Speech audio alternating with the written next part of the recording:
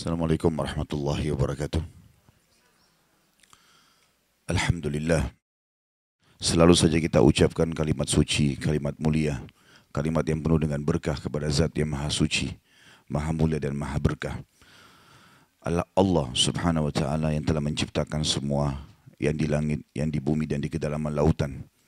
Dan dia telah menggantungkan segala kebutuhan kita untuk roda kehidupan di muka bumi ini dengan kalimat sederhana dan penuh dengan berkah. Alhamdulillah. Maka sering-seringlah mengucapkan kalimat ini. Selanjutnya kita panjatkan salam hormat kita yang penuh dengan penghargaan dan cinta serta rasa rindu kepada manusia terbaik yang telah diperintahkan oleh Allah memang untuk dicontohi hidupnya dan dijadikan sebagai suri tauladan, serta Allah bersama malaikatnya mengucapkan salam hormat secara langsung kepada manusia terbaik ini bersama dengan malaikatnya dan dijadikan ibadah untuk orang-orang yang beriman. Maka sangat wajar kalau kita selalu mengucapkan salawat dan taslim kepada Nabi besar Muhammad sallallahu alaihi wasallam. Melanjutkan bahasan kita Riyadhus Shalihin dan kita masuk ke bab baru pada pagi ini, semoga Allah berkahi, bab sabar. Dan sabar ini definisi sederhananya adalah menerima takdir Allah dan ikhtiar mencari jalan keluar semampunya. Jadi sabar itu adalah menerima takdir Allah, kemudian ikhtiar mencari jalan keluar semampunya, sesuai dengan syariat Allah. Jadi harus dihubungkan dengan potongan definisi terakhir itu tadi, sesuai dengan syariat Allah. Menerima takdir Allah, kemudian ikhtiar mencari jalan keluar semampunya sesuai dengan syariat Allah. Misal, seseorang di antara kita bangun di pagi hari, flu, sakit misalnya, demam. Maka ini takdir Allah. Bagaimana caranya supaya dia sabar? Dia terima dulu itu.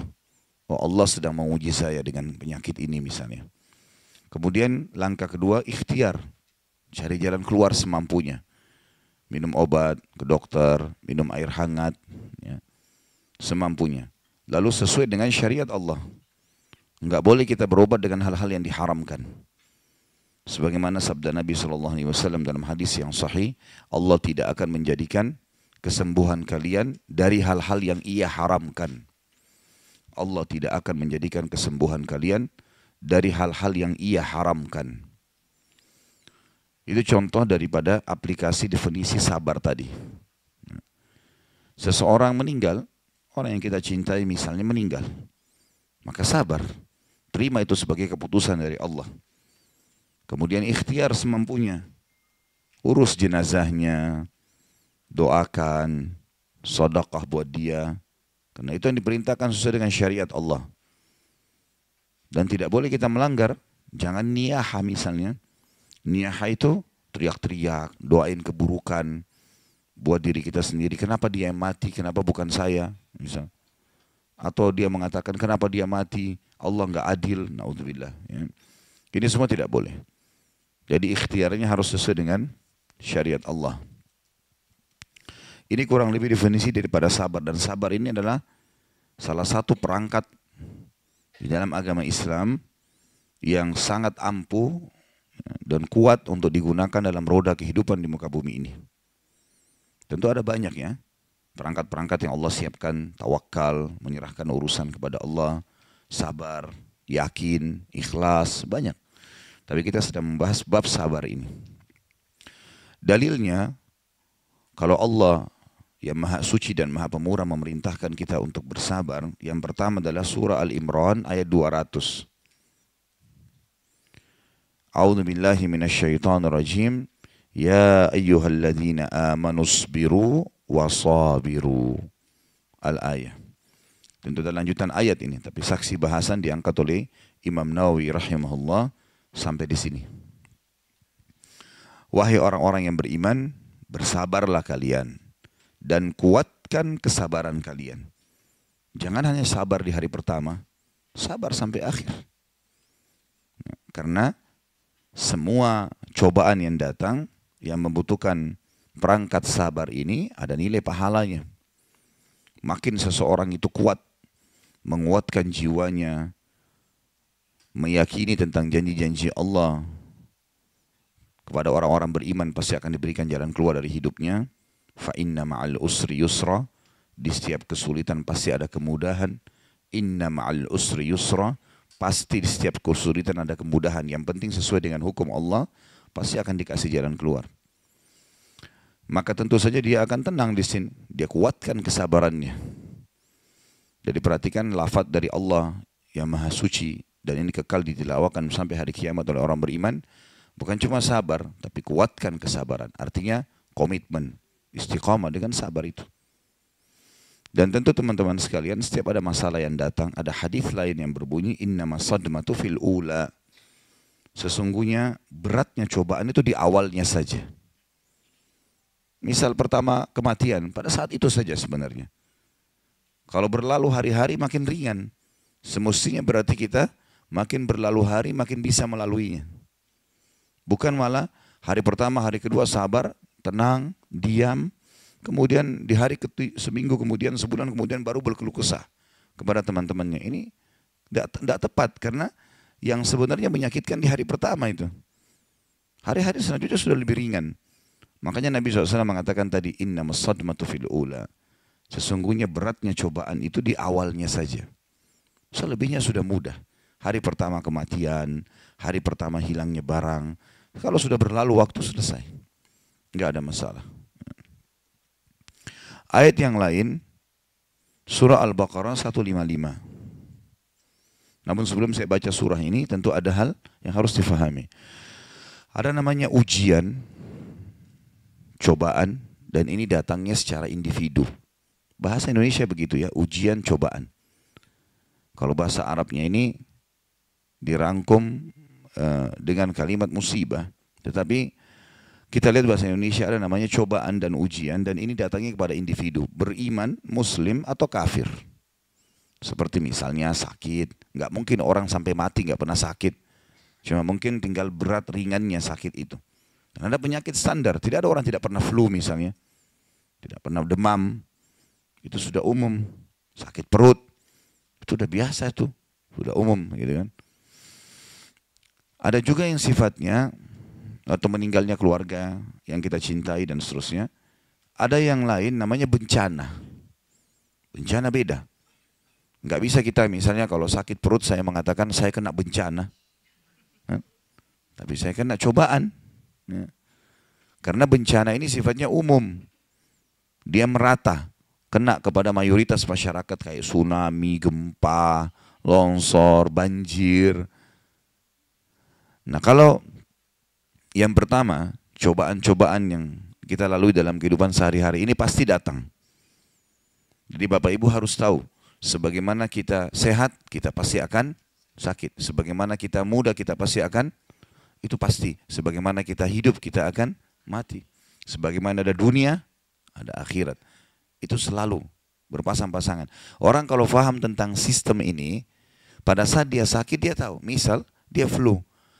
Dan umumnya cobaan datang pasti lebih sedikit dibandingkan nikmat. Seperti misal sekarang Bapak Ibu di sini yang hadir.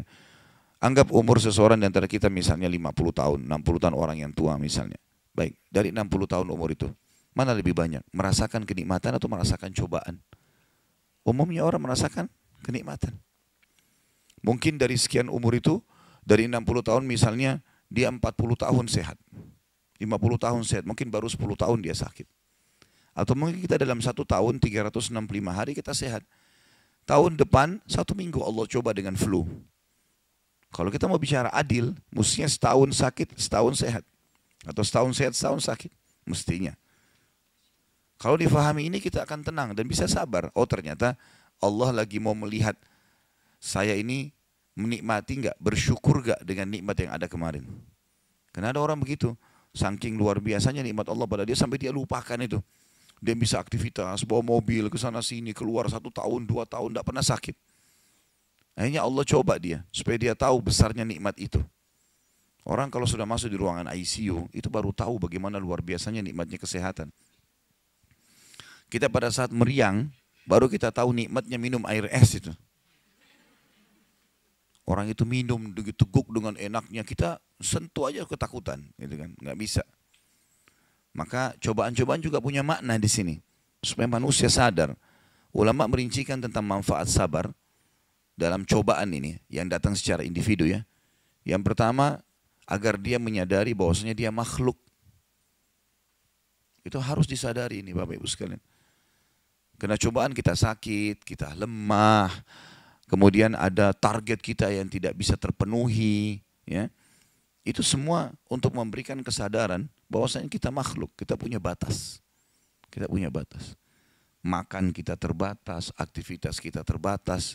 Dan ada saatnya walaupun kita mengejar target yang besar, tapi kita capek, letih, harus istirahat. Maka dia sadar bahwasanya dia makhluk. Itu manfaat yang pertama. Yang kedua, dari masalah cobaan dan ujian ini, untuk mendapatkan ekstra pahala atau janji-janji dari Allah. Jadi di surga itu misalnya ada derajat kita nggak bisa jangkau kecuali 100 tahun puasa. 100 tahun sholat malam. Tapi umur kita cuma 80. Dari 80 juga yang kita pakai ibadah paling cuma 50. 30 habis. Pada hal-hal yang jalan-jalan lah, masa anak-anak sebelum balik lah, segala macam. Baik, bagaimana caranya? Sementara Allah dengan kemahamurahannya mau kita dapat fasilitas itu. Maka Allah coba dengan penyakit 10 tahun. 10 tahun dapat derajat yang 100 tahun. Karena semua jenis ibadah itu pasti balasannya lebih besar daripada cobaannya. Mungkin kita sholat 2 rakaat saja, sudah cukup membuat kita diberikan kesehatan 2 tahun. Allah membalas dengan banyak hal. Dan Allah itu kalau membalas tidak pernah pas-pasan. Pasti Allah mengatakan bighairi hisab. Enggak ada perhitungannya kalau Allah sudah balas. Kalau kita berniaga dengan Allah, tanda kutip di sini, pasti kita akan untung dibandingkan berniaga dengan manusia yang sama sekali tidak pernah kecuali ada perhitungan. Ya. Sementara Allah SWT tidak seperti itu. Sedikit beriman, sebagaimana hadis qudsi, kalau hambaku mendekatkan diri kepada aku 1 jengkal, aku 1 siku. Ya, kalau dia 1 siku, aku 1 lengan. Bahasa sederhananya gitu ya. Kalau dia berjalan, saya berlari kepadanya. Sedikit ibadah, Allah sentuhkan keimanan. Kita merasa dekat dengan Sang Pencipta Allah. Begitu pula kalau orang-orang yang fasik, itu kalau orang beriman. Kalau orang beriman diberikan cobaan, maka untuk tinggikan derajatnya. Kalau orang fasik, muslim yang banyak dosanya, belum sempat taubat, atau orang kafir, untuk menjadi peringatan buat dia. Supaya dia berhenti. Gitu kan? Sejahat-jahatnya seseorang, Bapak Ibu sekalian, ada saatnya dia capek, dia tidur malam hari. Supaya dia sadar ini salah. Seringkali dia merasa mimpi buruk. Dia merasa juga ketakutan. Atau Allah Subhanahu wa Ta'ala punya cara mengirim sinyal kepada dia untuk berhenti dari kejahatannya. Bahkan saya pernah bahasakan, kepergoknya seorang pencuri itu bentuk kasih sayang Allah kepada dia. Karena kalau tidak kepergok, mencuri terus. Tapi kapan dia kepergok, dia kapok, dia nggak mau. Maka ini harus digarisbawahi. Dan seringkali sebelum dia mencuri pasti datang sinyalnya Allah. Yang paling sederhana ketakutan, khawatir. Kemudian kalau tetap melangkah, Allah datangkan dia kepergok orang lain. Kalau tetap melakukan lagi, nanti akhirnya Allah SWT berhentikan dengan caranya. Masyarakat atau manusia digerakkan oleh Allah untuk menggebukin dia supaya dia berhenti. Ya. Jadi jangan sampai menunggu cobaan Allah lebih berat datang, baru kita mau berhenti. Orang mukmin itu cerdas. Begitu peringatan datang, dia berhenti segera. Begitu dia mau selingkuh, berbuat dosa, ada rasa takut, berhenti sudah, selesai. Tetap dia melangkah, nanti suaminya atau istrinya telepon. Peringatan lebih jauh. Nggak mau diangkat, tetap melangkah, ini lebih berat nanti. Makin dibiarkan, makin berat nanti. Nanti akhirnya ketemu sama tetangganya, kelihatan oleh orang, malu. Tetap juga dia ngotot. Oh ini kalau di Jakarta ketahuan, kalau ke Bogor nggak ketahuan. Nanti di sana lebih parah, pas masuk hotel kepergok sama polisi. Malu di media diangkat semuanya. Nah jadi masalah. Jadi orang mukmin itu cerdas, dia harus tahu. Dan sudah saya bilang, setiap ada waswas syaitan membuka pintu untuk kita buat dosa, sadarlah Bapak Ibu sekalian, dosa itu adalah bagian kecil dari kehidupan manusia. Artinya sedikit sekali itemnya. Sementara yang halal, yang baik, itemnya banyak sekali. Kalau kita diberikan hawa nafsu lalu tidak dikasih kesempatan untuk melampiaskannya oleh Allah, ini bahaya memang. Susah sekali. Tapi enggak, Allah kasih kita nikah. Udah sampai hamil silahkan. Enggak ada masalah. Enggak malu, anaknya jelas statusnya, dan seterusnya. Ya.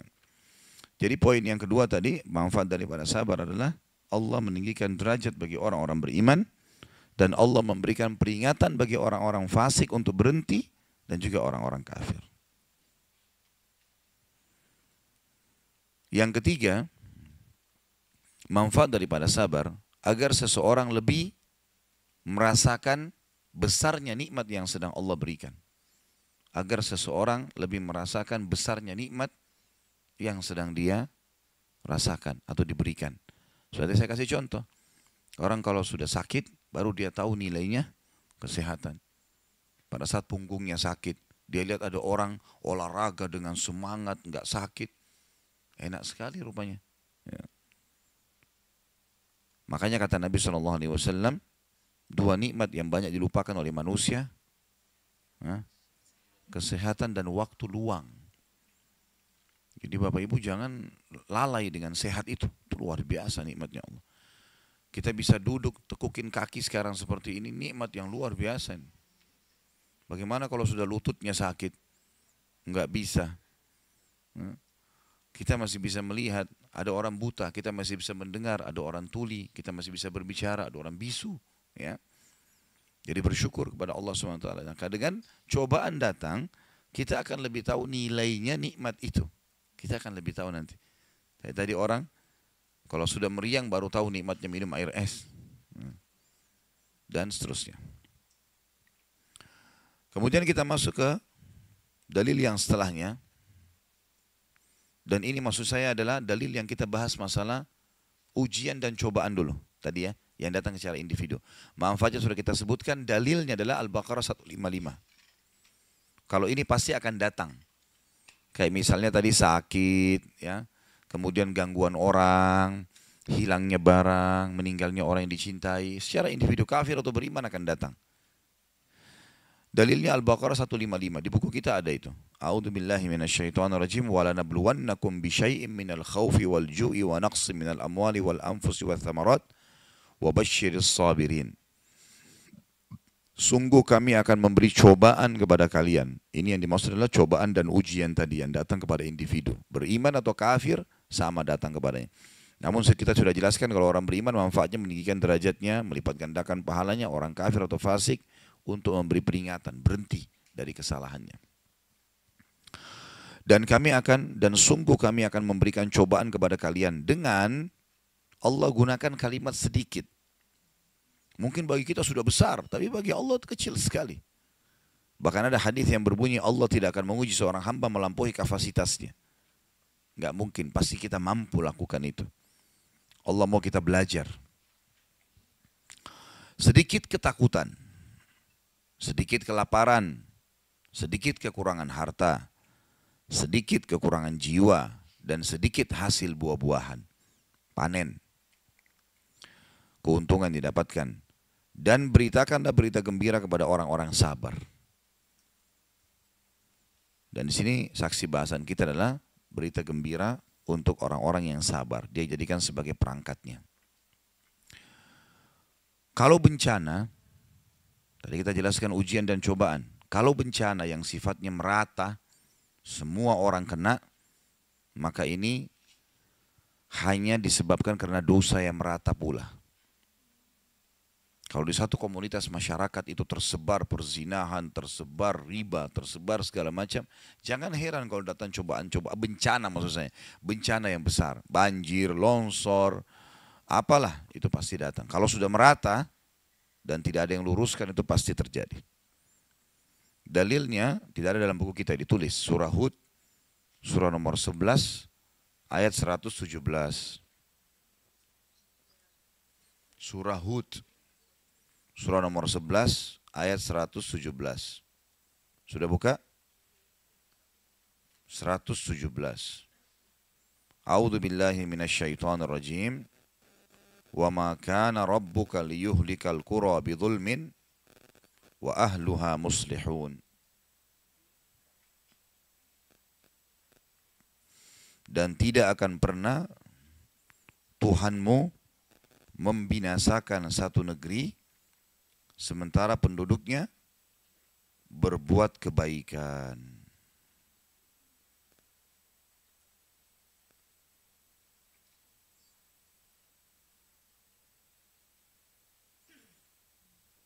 Sudah?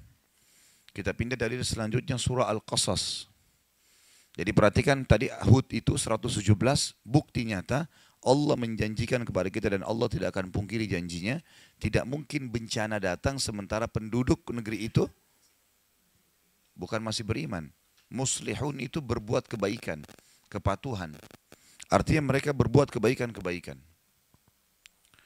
Jadi nggak mungkin kalau kita patuh, kita sholat, kita ibadah segala macam, kemudian datang bencana, nggak mungkin. Kalau kita lihat Indonesia sekarang datang bencana, tapi masih belum merata ya. Ada banyak wilayah yang kena. Ini karena masih berimbang antara orang yang berbuat salah dengan orang yang berbuat baik. Tapi kalau merata, hampir seluruh negeri, seperti kita tahu negerinya kaum Lut. Satu negeri mayoritasnya homoseksual. Allah binasakan sekalian. Ya. Kaum Saleh, kaum Samud, kaumnya Nabi Saleh. Satu negeri semuanya pencuri, curang dengan timbangan. Mereka sudah saling tahu ini, saling mencuri. Sampai suami istri pun tidak saling tenang. Karena bisa ditipu oleh pasangannya. Dinasehatin nggak mau, dibinasain sekalian. Dalil yang selanjutnya surah Al-Qasas, surah nomor 28, ayat 58 dan 59. Al-Qasas 28, surah nomor 28, ayat 58 sampai 59.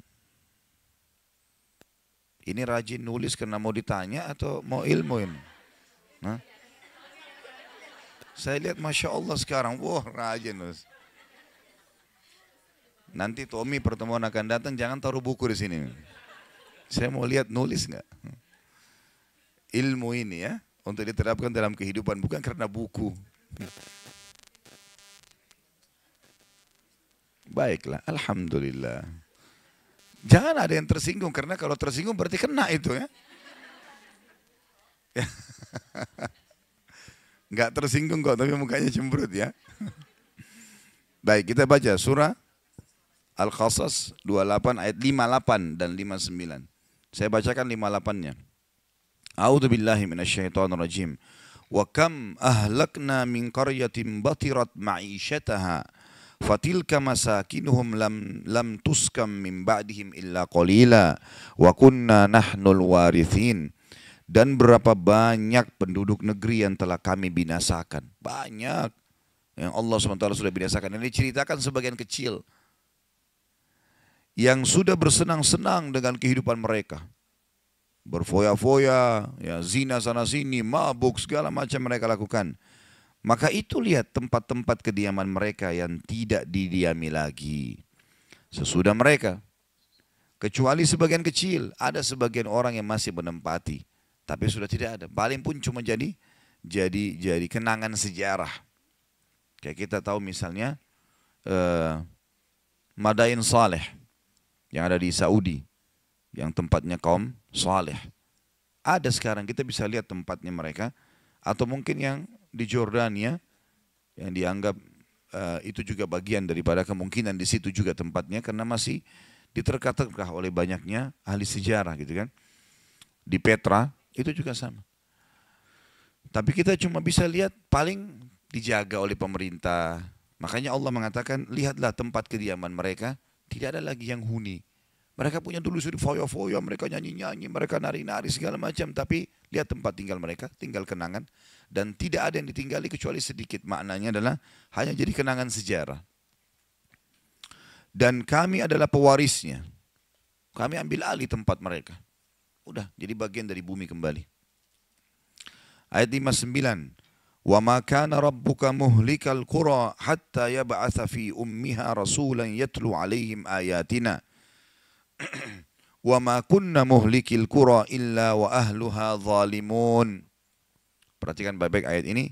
Dan tidak ada Tuhanmu, hai Muhammad, mustahil Allah membinasakan kota-kota sebelum dia mengutus ke kota-kota tersebut Rasul yang membacakan ayat-ayat kami kepada mereka. Pasti sampai dulu peringatan. Allah enggak, walaupun negeri itu zalim, tapi belum ada orang yang menyampaikan kebenaran, maka Allah belum binasakan. Orang-orang Quraisy itu menyembah berhala udah lama. Dari zamannya Amr bin Luhai, ratusan tahun sebelum lahir Nabi Muhammad SAW. Tapi memang belum ada yang sampaikan kepada mereka masalah itu.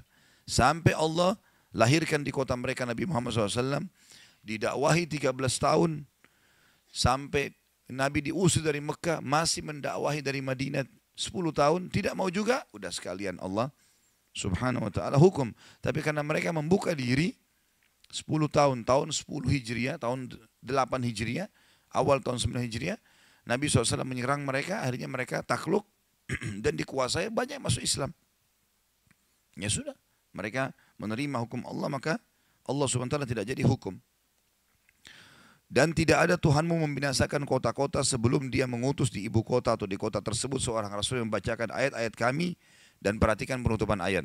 Dan tidak pernah pula kami membinasakan kota-kota kecuali penduduknya dalam keadaan melakukan apa? Kezaliman. Enggak mungkin Allah binasakan kalau tidak berbuat kezaliman. Maka ini perlu digarisbawahi. Harus ada penyebab dulu. Para sahabat mengatakan, kami sangat tahu dan sadar kalau kami akan memenangkan peperangan melawan musuh kalau kami sudah dengar dalam benteng musuh mereka mencaci maki Allah dan Rasulnya. Betul mereka orang kafir, didakwahi, dikepung, tapi masih terjadi perang manusia biasa. Kapan kemenangan Allah datang? Justru kalau makin memuncak kejahatan mereka.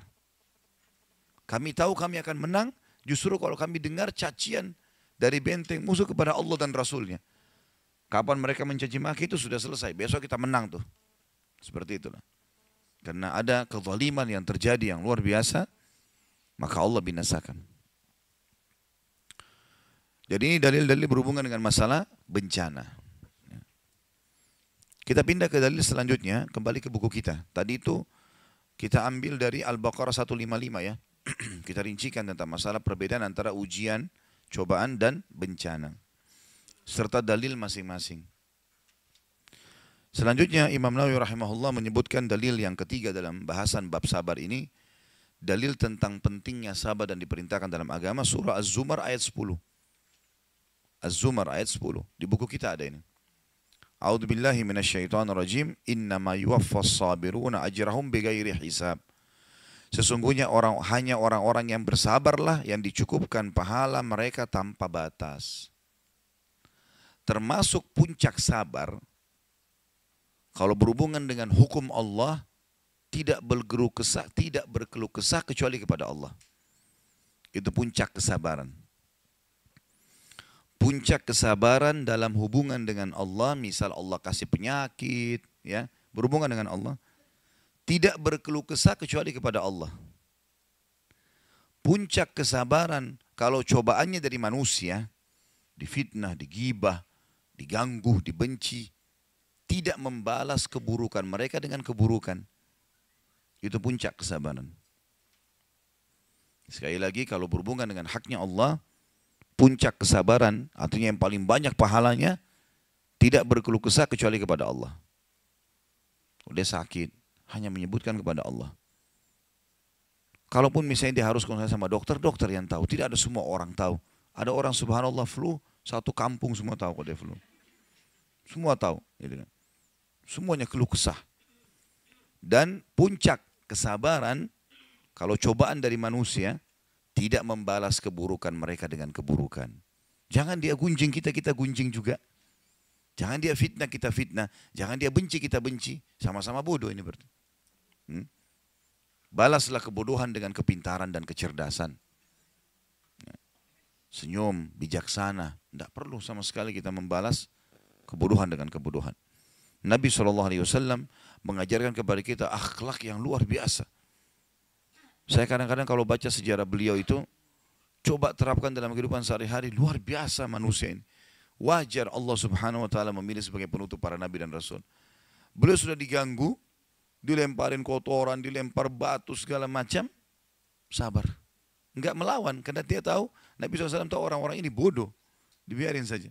Dan pada saat pembebasan, itu di Mekah ya, pada saat pembebasan kota Mekah terjadi, ada 10 orang dari orang kafir yang Nabi SAW bilang, dimanapun kalian temui 10 orang ini bunuh. Penjahat berat. Karena Nabi SAW waktu mau masuk ke Mekah, beliau bilang kepada Abu Sufyan, siapapun yang masuk ke rumahmu, hai Abu Sufyan, aman. Siapa yang masuk ke masjid, aman. Kata Abu Sufyan, rumahku masih kecil, masjid masih kecil ya Rasulullah. Karena dia sudah syahadat waktu itu. Kata Nabi SAW, siapa yang menutup pintu rumahnya dia aman. Nanti kalau pasukan muslim masuk ke Mekah, dia nggak ada di jalan, dia dalam rumah aman, nggak akan diganggu. Tapi kalau di jalan ini bebas hukumnya. Bisa dibunuh, bisa segala macam. Kata Abu Sufyan, kalau ini luas. Dia pun pulang sampaikan kepada orang-orang Mekah masalah itu. Tapi Nabi SAW titip pesan pada pasukan. Siapapun yang kalian temukan masuk masjid haram, ke rumah Abu Sufyan, masuk ke rumahnya masing-masing tutup pintu, jangan ganggu. Kecuali 10 orang. Ini 10 orang harus dihukum. Jahat sekali. Gitu kan. Ternyata dari 10 orang ini, Bapak Ibu sekalian, yang terbunuh hanya 3 orang. Karena mereka pun pada saat bertemu dengan Nabi SAW tidak mau minta maaf. Sombong sekali. Yang 7 orang masih dimaafin. Karena mereka minta maaf dan masuk Islam. Termasuk adalah Wahsy yang membunuh paman Nabi SAW di perang Uhud. Yang menombak Hamzah. Dan merobek dadanya sehingga mengeluarkan jantungnya gitu kan. Itu pembebasan kota Mekah. Nabi bilang termasuk Wahsy. Dimanapun kalian temui. Walaupun dia bergantung pada kiswanya Ka'bah, bunuh. Tapi ternyata waktu Wahsy dengar itu, dia langsung segera datang kepada Nabi SAW minta maaf. Lalu kemudian dia syahadat. Nabi SAW terima. Bayangkan sakit hatinya Nabi SAW pada saat itu pamannya dibunuh. Kata para sahabat, karena Hamzah ini paman Nabi yang sangat Nabi sayangi. Karena 2 orang pamannya yang sempat masuk Islam, Abbas dan Hamzah. Hamzah yang paling besar perannya. Karena masuk Islam dari awal fase Mekah. Abbas masuk Islam sebelum pembebasan kota Mekah. Di tahun 8 Hijriah.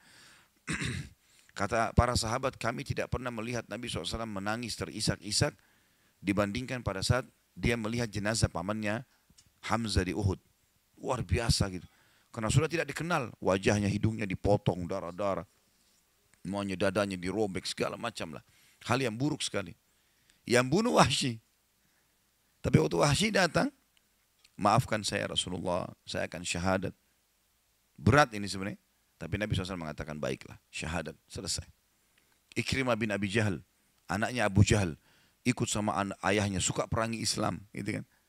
Tapi setelah pembebasan, Nabi juga bilang, Ikrimah bin Abi Jahal dimanapun kalian temui, bunuh dia. Dia dengar, istrinya Ummu Hakim masuk Islam duluan. Baru istrinya mengatakannya Rasulullah, berikanlah keamanan kepada Ikrimah. Saya akan coba ajak dia masuk Islam. Kata Nabi SAW, silahkan. Padahal ini tadi orang musuh Islam, suka perangin Islam. Sampai waktu pembebasan kota Mekah pun, banyak orang masuk Islam. Ikrimah masih keluar dari kota Mekah, masih bentuk pasukan menyerang muslimin.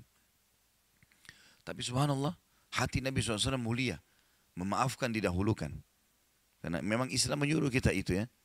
Dan sudah pernah saya jelaskan, kalau orang pun menyakiti atau menyakiti kita, yang paling pertama perintah agama apa? Maafkan. Itu dulu.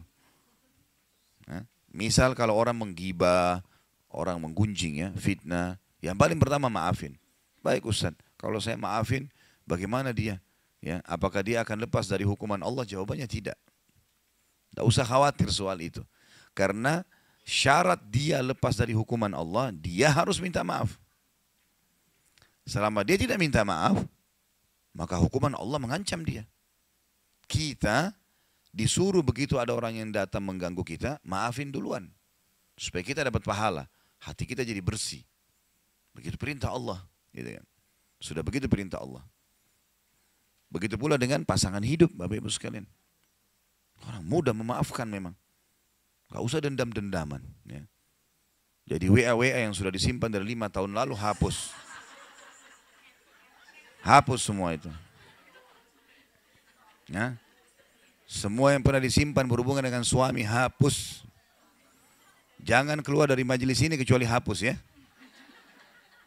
Ya mau hapus BBM atau WA-nya kepada suami yang buruk, saya kasih hadiah buku. Tidak usah ada pertanyaan. Supaya hatinya bersih.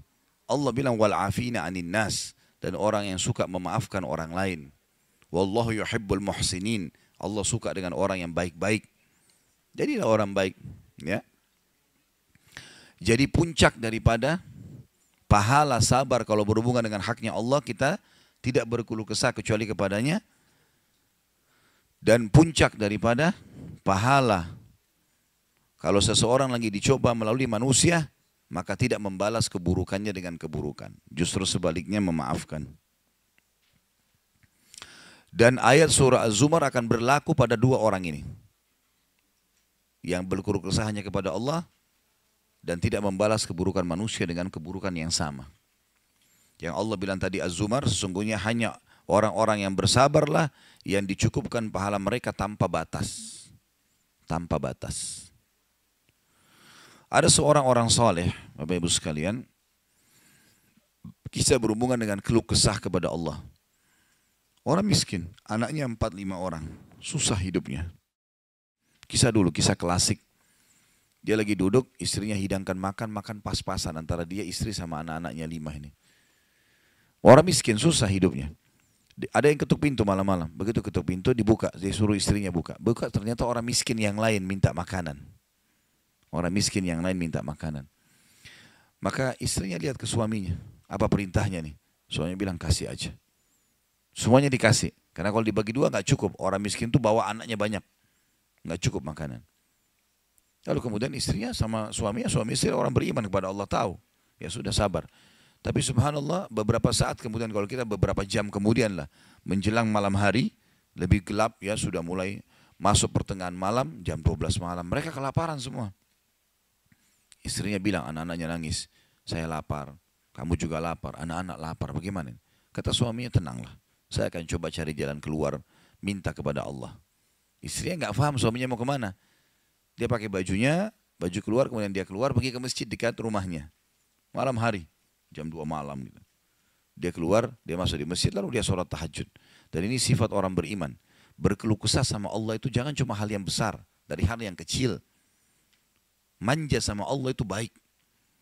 Ngeluh terus, minta terus sama Allah. Allah suka hambanya yang tamak dengan rahmat Allah. Tamak dengan rahmat Allah. Sudah sehat, minta ditambah kesehatan.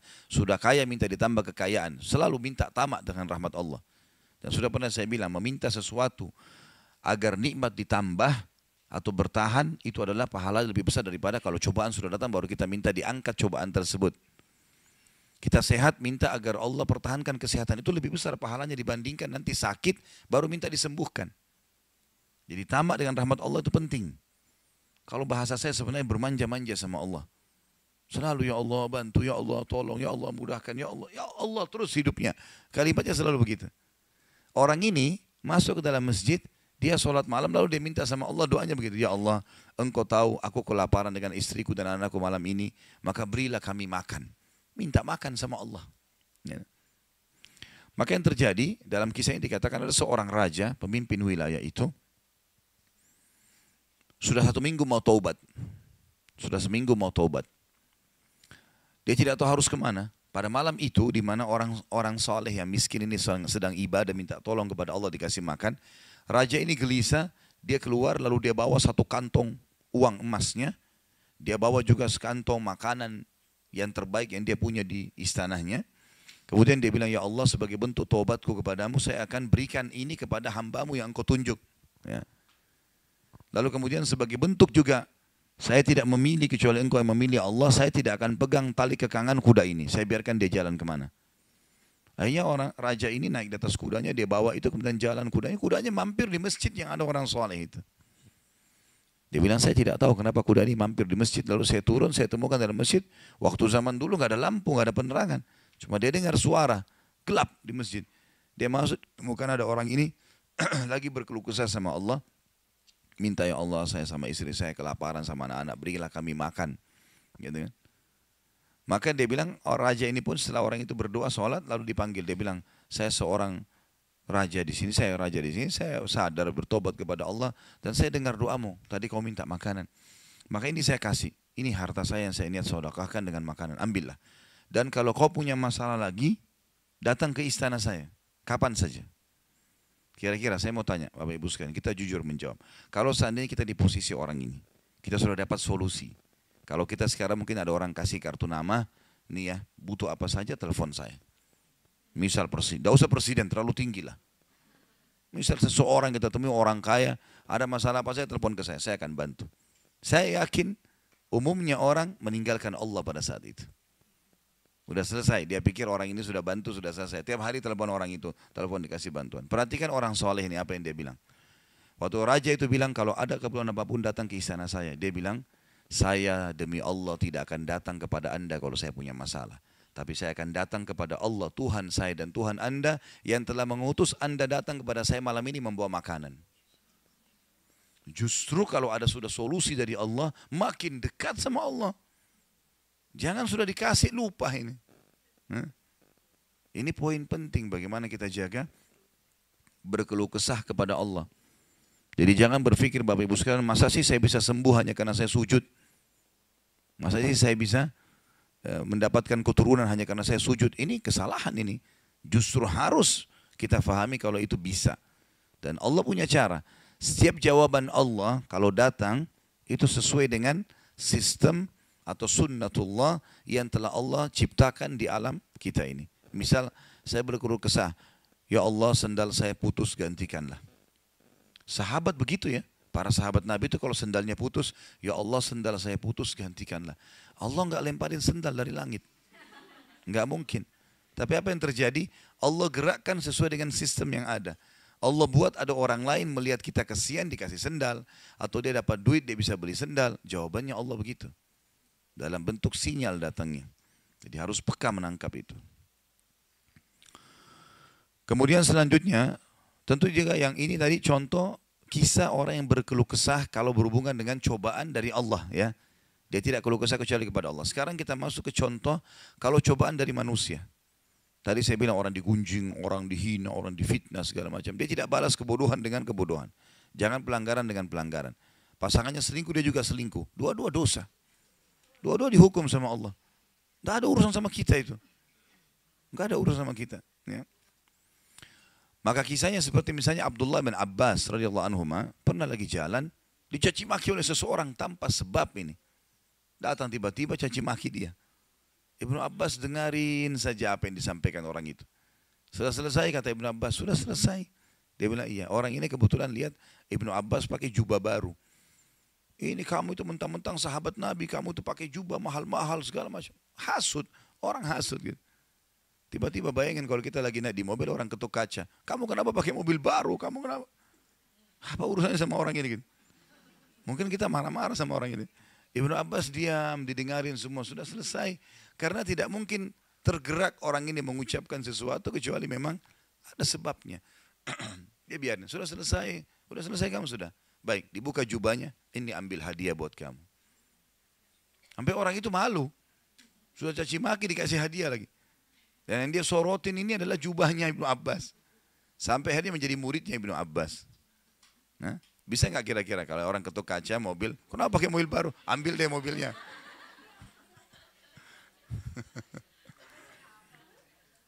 Baik, kisah yang lain, Ali bin Husain radhiyallahu anhu. Ini cucu Nabi SAW, anaknya Husain. Ya. Radhiyallahu anhu ajma'in. Terkenal dengan Zainal Abidin. Masyhur dengan kesalihannya. Dia pernah jalan dicaci maki oleh orang. Tanpa sebab ini. Mentang-mentang kau turunan Nabi, mentang-mentang kau begini, mentang-mentang kau begini. Dicaci maki. Dia diam saja. Dia nggak bicara banyak.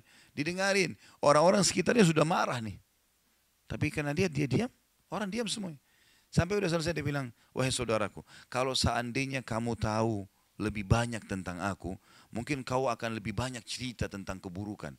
Saya ini banyak dengan keburukan, gitu kan? Kemudian dia bilang sama orang di sekitarnya, ada pegang uang, ada bawa duit, kasih orang ini 1000 dirham dan tunjukkan alamat kita. Siapa tahu dia punya hajat. Orang itu jadi tambah malu gitu. Ya. Karena perilaku akhlak yang mulia dan ini yang Islam ajarkan kepada kita. Pada saat kita kepancing emosi, kontrol, tenang. Jangan dibalas. Gak ada gunanya itu. Gak ada manfaatnya. Hanya akan merusak kejiwaan kita. Kata-kata jadi kasar, hidup kita jadi tidak tenang. Ya. Tapi kalau kita gunakan teori syar'i ini, kita akan tenang.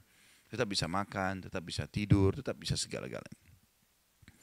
Baik, kita pindah dalil yang selanjutnya, yang keempat oleh Imam Nawawi rahimahullah, diangkat surah Asy-Syura ayat 43 yang bunyinya a'udzubillahi minasyaitonirrajim wala man sabara wa ghafara inna dzalika lamin azmil umur. Asy-Syura 43 ada di buku kita itu. Tapi orang-orang yang sabar dan suka memaafkan, sesungguhnya perbuatan yang demikian termasuk hal-hal yang diutamakan, pahalanya besar. Bukan balas keburukan dengan keburukan. Sabar, maafin. Sabar, maafin. Itu teori syar'i. Yang pilih selain ini susah hidupnya. Dia dicoba sama Allah, ada orang datang ganggu dia untuk meninggikan derajatnya, lalu dia balas. Nggak jadi dapat derajatnya. Ya sabar, orang ujian. Kita lagi mau ujian, masuk di ruangan panas. Tapi ujian untuk naik kelas, mati AC-nya. Sabar aja. Pasti akan dapat sesuatu. Selanjutnya Al-Baqarah 153. Allah yang maha suci dan maha tinggi menyuruh kita menjadikan sabar dan sholat sebagai perangkat kita untuk bisa melalui kehidupan kita di muka bumi ini. A'udzu billahi minasyaitonir rajim. Ista'inu bis-sabri was-shalah innallaha ma'as sabirin. Mintalah pertolongan kepada Allah dengan sabar dan mengerjakan salat. Sesungguhnya Allah beserta orang-orang yang sabar. Allah selalu bersama dengan mereka. Dan di sini sabar sekali lagi seperti definisi awal ya. Bukan sabar elus dada duduk manis. Itu enggak. Biasa ada orang, ada masalah di Indonesia, sabar ya disuruh duduk tenang. Bukan itu. Sabar tadi terima takdir Allah, ikhtiar semampunya sesuai dengan syariat. Ada orang utang dengan kita nggak bayar, udah saya sabar aja. Enggak. Maksudnya duduk saya nggak usah nagih. Enggak, nagih. Ikhtiar. Sampaikan ini sudah jatuh tempo, bayar saudaraku, kalau enggak nanti berat hari kiamat. Ingatkan. Kalau dia juga tidak mau ya sudah. Di situ kita sudah ikhtiar. Kembalikan kepada Allah SWT. Kemudian juga surah Muhammad ayat 31 dalil selanjutnya. A'udzu billahi minasyaitonir rajim wa lanabluwannakum hatta na'lamal mujahidin minkum was-sabirin. Sungguh kami benar-benar akan menguji kalian hingga kami mengetahui orang-orang yang berjihad dan sabar di antara kalian. Pasti di sini Allah SWT akan menguji orang-orang ini sabar atau tidak gitu.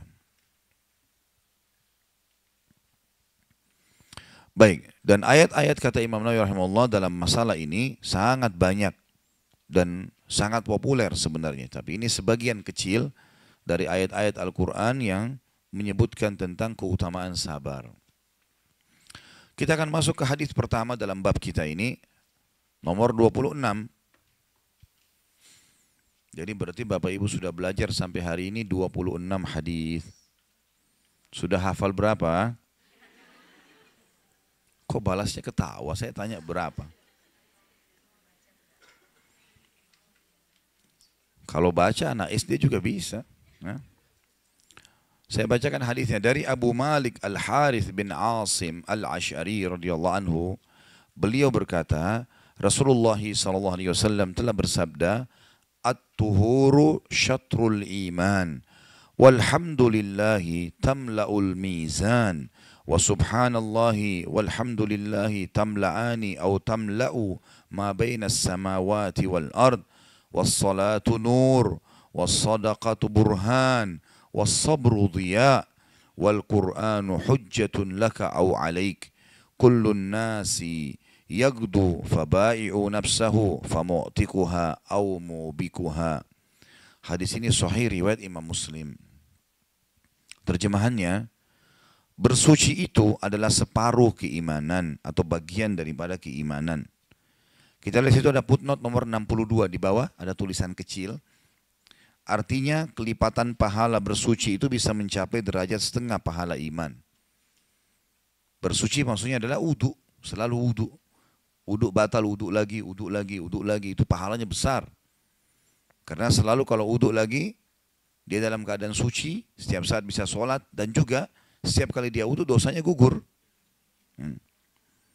Maka selalu dalam keadaan wudu, usahakan komitmen itu, pertahankan. itu pahalanya seperti mendapatkan setengah keimanan. Tentu keimanan sangat besar sekali gitu kan. Dan kalimat Alhamdulillah, kalimat mulia, kalimat suci, ini sering saya ucapkan di awal pembukaan materi. Selalu saya katakan itu. Kalau kalimat ini Bapak Ibu sekalian kalimat sederhana, tapi mahal sekali. Alhamdulillah, kata Nabi SAW, memenuhi timbangan pada hari kiamat. Sering mengucapkan Alhamdulillah, berat di timbangan amal hari kiamat.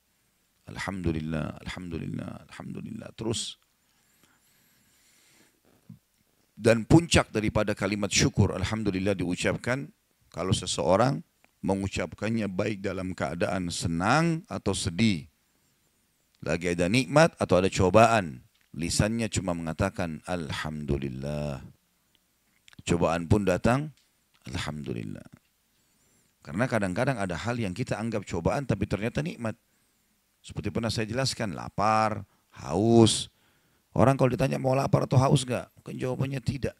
Tapi kalau tanpa lapar enggak enak makan. Tanpa haus enggak enak minum. Capek misalnya, tanpa capek enggak enak orang istirahat. Maka ini juga nikmat Allah. Kita memilahnya ini enggak mudah gitu. Makanya puncak pahala daripada syukur yang akan menambahkan timbang atau memberatkan timbangan hari kiamat, selalu lisannya Alhamdulillah, Alhamdulillah, Alhamdulillah. Apa saja, Alhamdulillah. Mau keluar rumah hujan, Alhamdulillah. Mau pakai baju masih basah, belum disetrika, Alhamdulillah. Mau makan, belum selesai masakan, Alhamdulillah. Nah, saya sebutin hal-hal yang berat supaya sadar. Kalau orang kenyang bilang Alhamdulillah sudah biasa. Nah, orang mau keluar cerah, udah biasa Alhamdulillah. Tapi kalau kita sudah terbiasa bersyukur dalam hal-hal yang berat, maka hal yang dasarnya nikmat kita akan pasti mudah mengucapkan. Coba Bapak Ibu muhasabah deh, dalam sehari berapa kali bilang Alhamdulillah coba.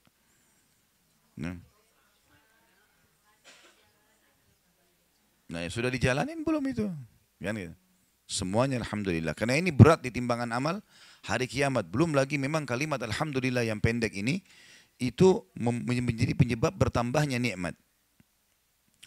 Selanjutnya, dan kalimat Subhanallah, Maha Suci Allah, dan Alhamdulillah, segala puji bagi Allah, keduanya memenuhi atau ia memenuhi antara langit dan bumi. Kata para ulama hadis yang dimaksud adalah pahalanya yang diberikan dengan mengucapkan dua kalimat ini, Subhanallah walhamdulillah, ini memenuhi antara langit dan bumi. Pahalanya besar sekali. Sampai ada hadis yang lain berbunyi, kata Nabi SAW, saya mengucapkan satu kali saja, Subhanallah walhamdulillah wala ilaha illallah wallahu akbar, lebih saya cintai daripada terbitnya matahari. Maknanya apa? Kalau orang ucapin sekali ini, lebih baik nanti lebih gembira dia pada hari kiamat mendapatkan pahalanya daripada matahari terbit untuk bumi kayak sekarang. Semua makhluk bisa menikmati. Kalau matahari nggak terbit, gimana kita bisa aktivitas itu? Gelap terus seperti malam misalnya. Tapi ini luar biasa. Jadi matahari fungsinya sangat luar biasa. Menerangi kehidupan, semuanya membutuhkannya. Kalimat satu Subhanallah walhamdulillah wala ilaha illallah Allahu akbar lebih baik daripada matahari terbit. Satu kali, bagaimana kalau 10 kali? Bapak Ibu lagi macet di jalan, daripada lihat plat mobilnya orang, di sebelah orang pakai helm warna apa, enggak perlu. Subhanallah, alhamdulillah, wala ilaha illallah, Allahu akbar. Kalau lagi iseng enggak ada kegiatan, enggak usah buka HP, telepon siapa ya, enggak, zikir. Baca subhanallah, alhamdulillah, wala ilaha illallah, Allahu akbar. Kalau buka HP juga, rindu dengan pesan dari Allah, baca Al-Quran. Masa orang rindu dengan pesan temannya, pesannya Allah enggak senang gitu. Itu pesannya Allah dari langit itu. Baca, dah setiap huruf dapat pahala. Ya. Menambah keimanan, banyak sekali manfaatnya. Kemudian dikatakan, solat itu adalah cahaya. Makna solat itu cahaya, ulama hadis merincikan mengatakan, setiap banyak maknanya. Di antaranya adalah yang kalau kita simpulkan dari keseluruhan pendapat, cahaya di sini bisa kita katakan dua poin. Yang pertama, cahaya solat itu adalah memberikan cahaya di wajah ya, dan dalam kehidupan si pelakunya yang mengerjakan solat. Jadi subhanallah orang yang sholat itu, walaupun dia berkulit hitam dari Afrika, ada cahaya di wajahnya. Bukan tentu cahaya seperti cahaya lampu, tapi cahaya maksudnya bercahaya, orang suka melihatnya. Gitu kan. Subhanallah, kalau kami punya teman-teman di Madinah dari Afrika, mungkin kulitnya sangat luar biasa gelap, gitu kan. Tapi pada saat kita ketemu senyumnya, tegurannya, kita merasa nyaman dengan orang ini. Saya telusuri ternyata teman-teman ini nggak pernah tinggalin sholat tahajud. Dan selalu ranking 1, luar biasa, cum laude terus nilainya. Saya dulu di kampus itu termasuk pribadi saya suka cari orang yang berprestasi. Siapa yang berprestasi saya dekatin. Apa sebabnya Allah berikan dia bisa jadi cum laude, bisa jadi gini. Sehingga saya bisa belajar dengan mereka. Dan jangan berteman sama orang-orang malas, orang-orang bodoh. Ini kita jadi seperti mereka nanti. Ya. Kita berteman dengan 10 orang pemalas, kita jadi pemalas. 10 orang ahli maksiat, kita jadi maksiat. Kita berteman dengan 10 orang soleh, kita jadi orang soleh. Tapi kelihatan cahaya. Yang kedua, makna sholat cahaya adalah Allah akan menjadikan sholatnya menjadi cahaya yang terang pada hari kiamat. Sehingga pada saat nanti ditimbang amal, maka sholat itu keluar bercahaya terang. Bercahaya terang. Tentu ada banyak makna yang lain ya. Di antaranya ulama hadis mengatakan cahaya, maksudnya cahaya juga dalam kehidupannya. Dalam arti kata, dia kalau kemana-mana, kalau dia sholat, maka sholat akan bisa menjadi petunjuk bagi hidupnya. Allah akan jadikan itu sebagai petunjuk hidupnya. Dia kemana di muka bumi ini juga begitu. Tapi yang kita simpulkan tadi 2 poin itu. Sholat akan menjadi cahaya di tubuhnya atau di wajahnya dan juga dalam kehidupannya. Dan yang kedua adalah menjadi cahaya pada hari kiamat di timbangan amal itu sendiri. Selanjutnya hadis sedekah adalah bukti. Kita lihat footnote nomor 63 di bawah. Bukti atas keimanan orang yang memberikan sedekah kepada yang berhak menerimanya. Dan sudah saya bilang Bapak Ibu sekalian, sedekah kata kunci kaya. Makin sering sedekah makin besar pahalanya, makin terbuka pintunya. Kita bukan kapitalis mengatakan menabung pangkal kaya. Islam sedekah pangkal kaya. Tidak bakal pernah bisa ketemu antara nabung sama sedekah. Orang kalau nabung nggak bakal keluarkan. Kalau sedekah berarti tidak bakal nabung. Terus makin royal di jalan Allah, maka makin besar yang datang. Pakai resep ini. Selalu kasih orang. Dan kalau kasih orang jangan nanggung-nanggung ini. Saya pernah jalan dengan salah satu kerabat. Masya Allah mobilnya mewah sekali. Orangnya kaya raya. Kemudian di dekat kaca mobil ditaruh uang 1.000 baru. Dia bilang sama saya, ini saya kasih orang-orang miskin ini. Saya cuma nggak enak mau tegur. Tapi saya berpikir kalau dia taruh 100.000 di situ, mungkin tidak akan goyang sedikit pun kantongnya. Oh, luar biasa kaya raya. Tapi 1.000 rupiah dikasih orang miskin dalam kondisi kaya raya. Bagaimana ini? Padahal dia sebenarnya orang miskin yang datang kan cuma penyebab. Sebenarnya kita sedang transaksi dengan Allah itu. Mereka itu penyebab saja. Makanya para sahabat itu setiap hari ya. Mereka itu kalau sudah sholat duha segala macam keluar bawa kantong-kantong isinya harta mereka. Kalau ditanya mau kemana? Investasi. Investasi dengan Allah. Allah janjikan minimal 10 kali lipat. 1000%. Nggak akan pernah ada perusahaan apapun di muka bumi janjikan 1000%. Cash lagi. Kasih sekarang dikasih langsung. Hadis Bukhari, hadis Qudsi berbunyi kata Nabi SAW, ya bena Adam, amfik alaik. Wahai anak Adam berinfaklah jalanku, aku akan berinfak untukmu. Royal. Di jalan Allah jangan perhitungan. Yang kita harus hemat, yang tidak boleh keluarkan di jalan maksiat. Tapi kalau di jalan kebenaran jangan hitung-hitungan. Tidak usah hitung. Korek kantongnya berapa yang tertangkap, yang pegang, kasih aja. Jangan lihat dulu, oh ini kebesaran. Tukar dengan yang lebih kecil. Ya. Tadinya malaikat mau catat pahala besar, pindah ke pahala yang kecil. Sedekah bisa menjadi burhan atau bukti. Akan kata sebagian ulama hadis saksi. Akan menjadi saksi. Atau makna yang tepat adalah bukti.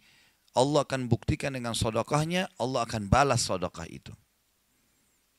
Yang pernah saya ceritakan kisah Utsman bin Affan radhiyallahu anhu yang pernah mendatangkan sekian ratus ekor unta, gitu kan? penuh dengan kebutuhan sehari-hari. Pada saat orang Yahudi dan orang munafik di Madinah menguasai pasar dan mereka meninggikan harga. Maka Utsman mengutus 1.000 ekor unta, ya, pergi ke negeri Syam, beli semua kebutuhan-kebutuhan. Kemudian pas mau masuk ke Madinah, 1 ekor unta dipegang oleh 1 orang, ya. Berarti 1.000 ekor unta dengan 1.000 orang supirnya. Ya. Kalau kita 1.000, anggaplah 1.000 pick up. Kemudian Utsman bin Affan lagi tunggu di Madinah, tunggu datang. Rupanya orang-orang pedagang Yahudi dan munafik ini dengar. Mereka nahan kafilah itu dekat pintu gerbang. Jangan dimasukkan. Punya siapa ini? Mereka tanya pada pegawai-pegawainya Utsman. Mereka bilang Utsman bin Affan. Utsman dipanggil. Mau transaksi Utsman? Kata Utsman, berapa kalian mau beli? Kata mereka, ada 1 orang bilang, saya akan tambah setiap item 1 kali lipat. 100%. 1 dirham, 2 dirham. 10.000 rupiah jadi 20.000 langsung. 50.000 jadi 100.000. Semua ini saya beli sama unta-untanya. Kita masukin 1.000 pick up dari luar kota, isinya misalnya semangka, semuanya dibeli sama mobil-mobilnya. Kata Utsman, saya mau lebih. Ada orang bilang 2 kali lipat, 200%. Dia bilang saya mau lebih. Ada yang bilang 3 kali lipat. Saya mau lebih, kata Utsman. Sampai terakhir orang Yahudi paling kaya mengatakan, saya akan bayar tidak lagi orang lebih banyak dari saya. 5 kali lipat. Jadi kalau 1 dirham jadi 6 dirham. Ini, langsung dilipat gandakan. 10.000 jadi 60.000 rupiah. 100.000 jadi 600.000. Gitu ya. Kata Utsman, saya mau lebih. Kata si Yahudi itu, hai Utsman, kau sudah gila nih. Semua ini beli sama unta-untanya. Dilipat gandakan lagi harganya. 5 kali lipat. Dia bilang ada yang beli dari saya lebih banyak. Mau tahu? Mereka bilang tentu saja. Dia panggil pegawainya, iklanin di Madinah. Panggil semua umat Islam. Begitu mereka datang, Utsman bilang, saksikanlah ini semua wakaf buat kalian. Ambil. Gratis. Ini pedagang-pedagang semua tahu ini keuntungannya besar. Depan mata mereka diperebutkan oleh orang gratis. Gratis. Sudah habis, kata Utsman, balik ke mereka. Apa kalian tahu siapa yang bisa beli lebih banyak daripada penawaran kalian? Kata si Yahudi tadi yang tawarkan 5 kali lipat. Hai Utsman, apa lagi yang bisa kau jual? Udah habis. Kata dia, Allah membeli dari saya minimal 10 kali lipat. 10.000%. Begitu orang mukmin memahaminya. Jadi jangan ragu, keluar pasti datang, mustahil tidak. Gak usah perhitungan dengan masalah ini. Jadi kalau ada celengan masjid lewat, jangan lagi cari uang yang kecil, uang yang kotor. Kadang-kadang orang tidak malu sama Allah, sudah dikasih kesehatan, cari koin lagi. Bunyi celengannya tuh. Selanjutnya, saksi bahasan kita di sini, was-sabru dia. Dan sabar itu pelita kehidupan. Artinya orang yang sabar bercahaya hidupnya. Dapat petunjuk. Dan ini saksi bahasan kita. Dan kita tahu pelita artinya penerang di waktu gelap. Kita akan gunakan bahasa ini di bahasa Indonesia. Pelita itu kalau gelap, ya, kemudian ada alat untuk digunakan menerangi. Maka bisa dikatakan pelita. Biasanya dipakai pelita kehidupan. Ya. Seperti itulah. Ini kesabaran. Dan sudah panjang lebar kita sebutkan dari definisi, manfaat dan seterusnya tadi dari awal bahasan.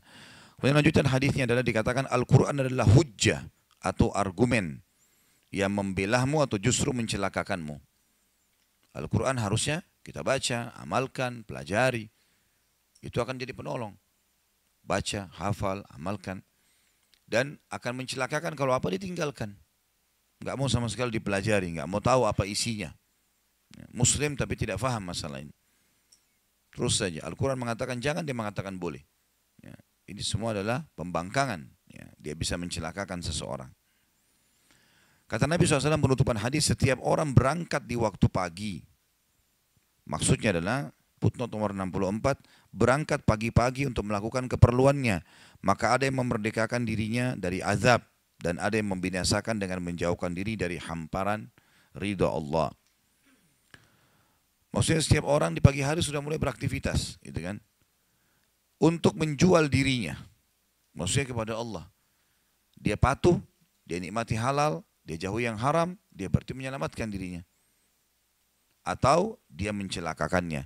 Maka ada yang memerdekakan dirinya dari api neraka, dan ada pula yang justru membinasakannya. Orang yang sibuk dengan majelis ilmu kayak begini, orang yang sibuk transaksi jual halal, orang yang sibuk apalah ya, kegiatan-kegiatan mencari nafkah yang halal, jenguk orang sakit, bakti dengan orang tuanya, apalah. Ya, ini semua adalah memerdekakan diri dari api neraka. Tapi orang yang keluar dengan niat mengatur strategi menipu orang, mencaci maki orang lain dan seterusnya, ini semua adalah membinasakan dirinya sendiri. Dan hadis sahih ini diriwayatkan oleh Imam Muslim sebagaimana sudah kita jelaskan tadi. Baik, ini hadis yang kita bahas.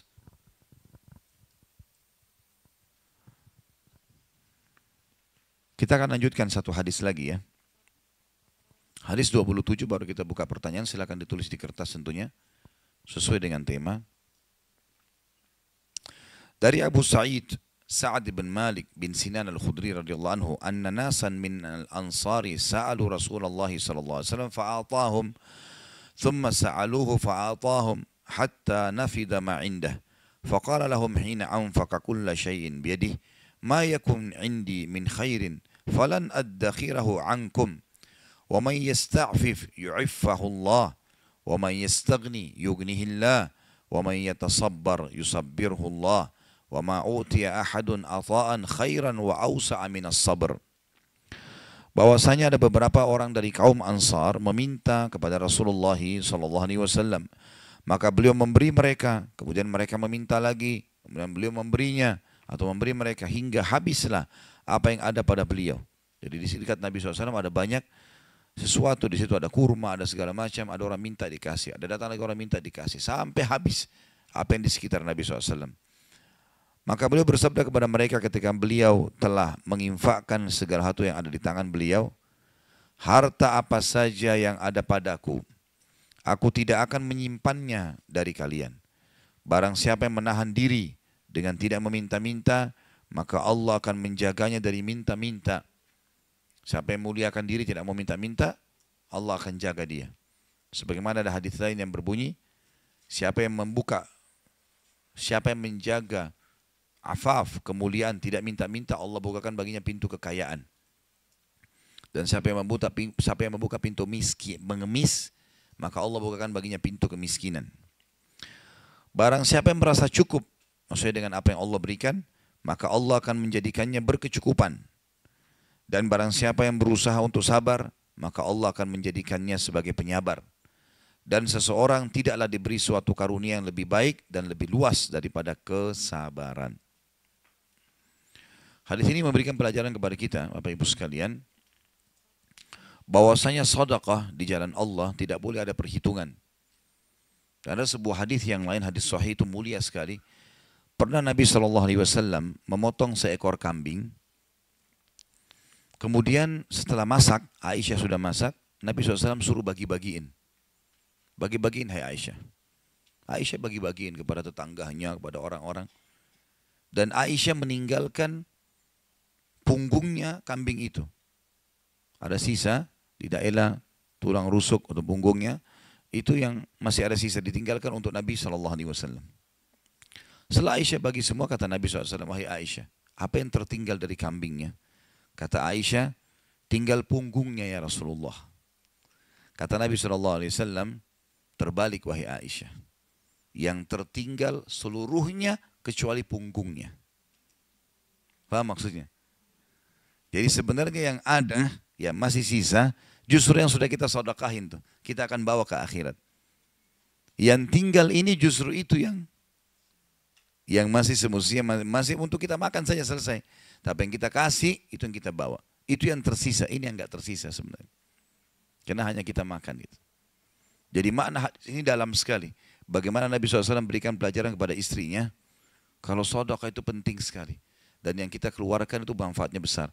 Makanya Abdullah bin Mas'ud juga pernah mengatakan, dan kalau masih ingat statement ini, saya pernah bilang, Abdullah bin Mas'ud berkata, siapa di antara kalian yang bisa meletakkan hartanya di langit, sehingga tidak dijangkau oleh pencuri dan dimakan oleh rayap, lakukanlah. Ada satu orang kaya yang lain pernah sedekah terus kerjanya tiap hari, dari keuntungan dagangannya dikembalikan ke modal sebagian sedekah terus, sampai teman-temannya punya bangunan-bangunan yang banyak, dia masih belum, dia biasa saja. Maka teman-temannya bilang, hai fulan, kalau kau lakukan seperti kami, pastilah kau berarti sayang dengan hartamu. Sekarang kau nggak sayang ini, habis saja berikan orang miskin terus. Dia bilang, salah. Saya justru sayang dengan harta saya. Saking sayangnya saya mau bawa harta saya ke sana. ke akhirat. Kalian yang tidak sayang, kalau kalian meninggal harta ini dibagi-bagi kepada ahli waris. Justru saya sayang dengan itu. Dengan sedekah itu berarti sayang. Ya. Kemudian penutupan hadis di sini dikatakan, atau dalam hadis dikatakan, siapa yang membuka pintu minta-minta, maka ini siapa yang tidak membuka pintu minta-minta, Allah akan membuatnya berkecukupan. Ini sudah janji dari Nabi SAW. Siapa yang buka pintu mengemis, maka ini berarti dia akan dibukakan pintu kemiskinan. Subhanallah, ada saya temukan orang kaya sebenarnya. Gitu kan? Kadang-kadang begitu kita temukan. Datang ke rumah temannya, masuk di dapur, minta ini. Masuk di ruang tamu, minta ini. Minta, so, kenapa minta ini? Dia bisa beli. Dia mampu gitu. Hadis Nabi jelas. Siapa yang buka pintu minta-minta, Allah bukakan baginya pintu kemiskinan. Siapa yang mulia, dia menjaga kemuliaan. Beda kalau kita dikasih ya. Bedakan antara kita dikasih hadiah, karena Nabi SAW terima hadiah, dengan orang yang sengaja mengemis, minta. Maka membuka pintu minta-minta, buka pintu kemiskinan. Dan siapa yang merasa cukup, tercukupkan di sini. Dan penutupan hadis mengatakan, dan barang siapa yang berusaha bersabar, dia mau melalui dengan kesabaran, maka Allah akan menjadikannya sebagai penyabar. Dan ketahuilah, seseorang tidaklah diberi suatu karunia yang lebih baik dan lebih luas daripada kesabaran. Itu sesuatu yang sangat luar biasa, besar, manfaatnya dalam kehidupan. Baik, kita berdoa kepada Allah SWT, semoga majelis kita diberkahi olehnya, dan dijadikan sebagai tambahan amal kita pada hari kiamat. Dan semoga saja seluruh amal yang pernah kita kerjakan, yang akan kita kerjakan sampai ajal menjelang datang, diterima dengan kemahamurahannya. Dan semoga semua dosa yang pernah kita kerjakan sekecil sampai sebesar apapun diganti dengan kemahamurahan Sang Pencipta menjadi pahala. Dan kita mendoakan Indonesia untuk selalu makmur, damai, tentram, dan seluruh muslimin bersatu di bawah bendera tauhid, la ilaha illallah Muhammad Rasulullah, kembali dalam segala ibadah mereka kepada Al-Quran dan Sunnah. Dan semoga Allah juga memberikan pemimpin-pemimpin yang muslim, yang adil, kembali kepada Al-Quran dan Sunnah.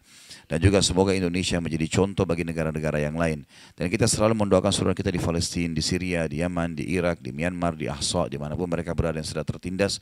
Semoga Allah ikhlaskan niat mereka, terima para syuhada mereka, mulakan Islam di tangan mereka dan tangan kita semua. Dan semoga Allah partisipasikan kita bersama mereka di pahala, baik dengan doa, dengan harta, dan juga dengan jiwa kita. Dan semoga Allah dengan kemahamurahannya menyatukan kita semua di surga firdausnya tanpa hisab, sebagaimana yang satu kita di majelis ilmu yang mulia ini. Allahu alam, ini mungkin yang kita sampaikan, mudah-mudahan bermanfaat. Subhanakallahumma bihamdika, asyhadu an la ilaha illa anta astaghfiruka wa atubu ilaik. Wassalamualaikum warahmatullahi wabarakatuh.